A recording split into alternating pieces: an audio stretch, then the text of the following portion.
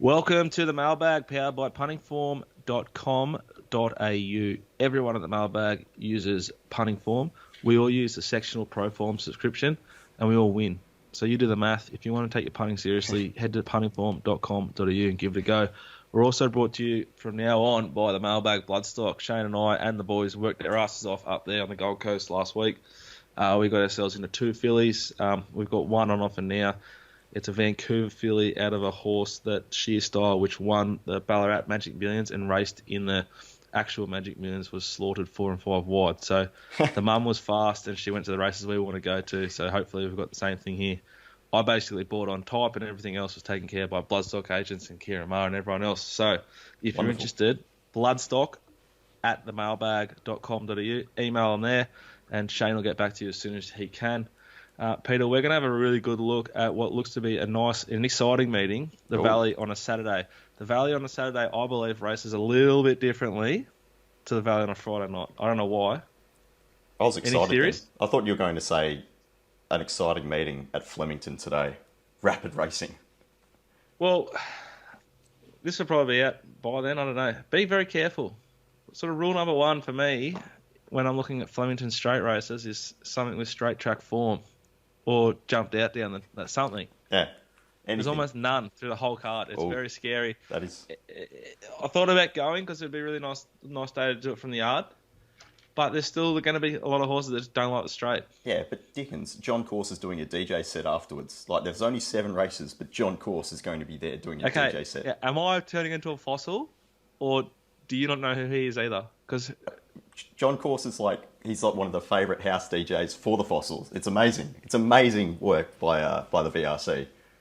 He was around 20 years before we were. Well, I don't know who he is.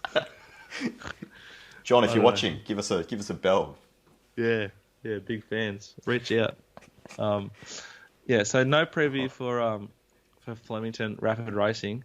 I love the idea. I love the freedom and fearlessness to try something different. Oh, yeah. And half an hour between races on a Friday. How much longer do you want? Isn't that what they do at the Valley? I think so, yeah. I don't know. Initiative. Feels quick. Anyway, you said something about any theories about why Moonee Valley might play different under lights versus on the Saturday. Would that have anything to do with the fact that jockeys and horses get spooked when they're under lights? I don't know. I really don't. But it feels different. It looks different. I feel like it might. I think I'd be mad on pace early tomorrow, but then it might even out. Yeah. Whereas you might see on a Friday night, the pattern's the pattern. It won't change as much. Yeah. That's the main thing I'll sort of look for. But we're doing tomorrow with the anticipation that it suits on pace inside even. At Moonee Valley. I'm going to kick off in race 1 where there's a $2 favourite. It's unflinching for the Freedman Yard. It is 64 days since it last started. It's a nice horse with good ability. I believe, off the top of my head, Peter, it's won at Flemington. It's won at Moonee Valley previously, which is a big tick. Yep, over the 1,000, which is where it races on Saturday. Which is a big tick, punters. So I've done the work for you. This horse had a Flemington jump out in between runs.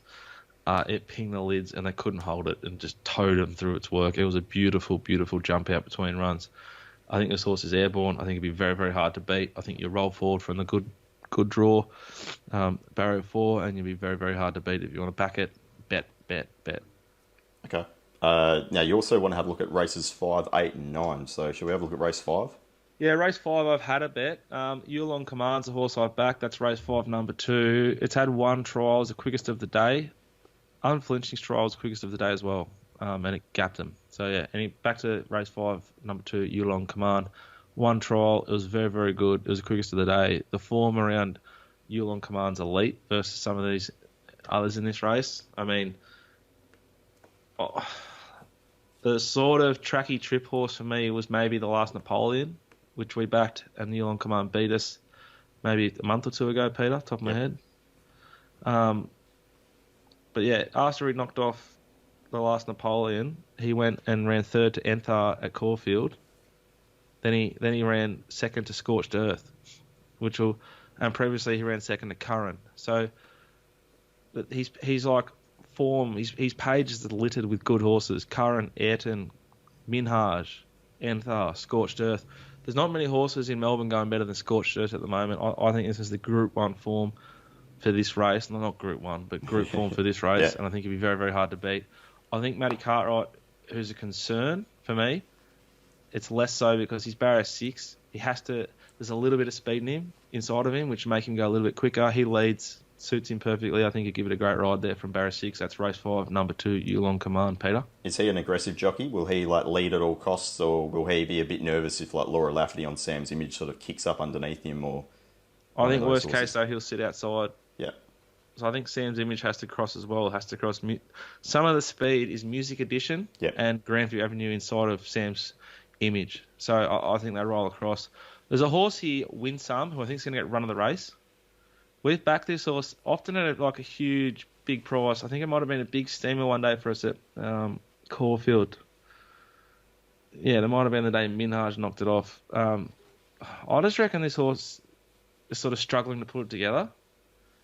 It first up, which was 48 days ago, and there's no trial between runs. I've looked, so that's a bit of a concern, as well as like this horse's heart.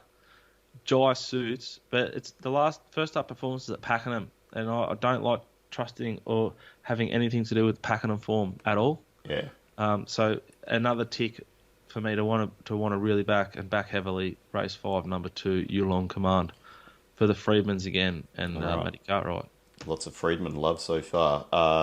Race 8, 1200 metre benchmark, 84. You've got In the Boat, which is current favourite. That's the Uncle Lindsay former. Well, it did race Wester's Best at Once Upon a Time.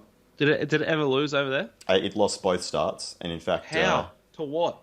It won its first start as a $1.30 favourite, and then it lost to Kiss on All Four Cheeks in its second ever start. Got beaten by Kiss on All Four Cheeks and Vain Tempest, which, to be fair, they're good horses. Yeah, Kiss on All Four Cheeks is a group horse over here. He's got 2 here. He's got Sacred Palace as well, Uncle.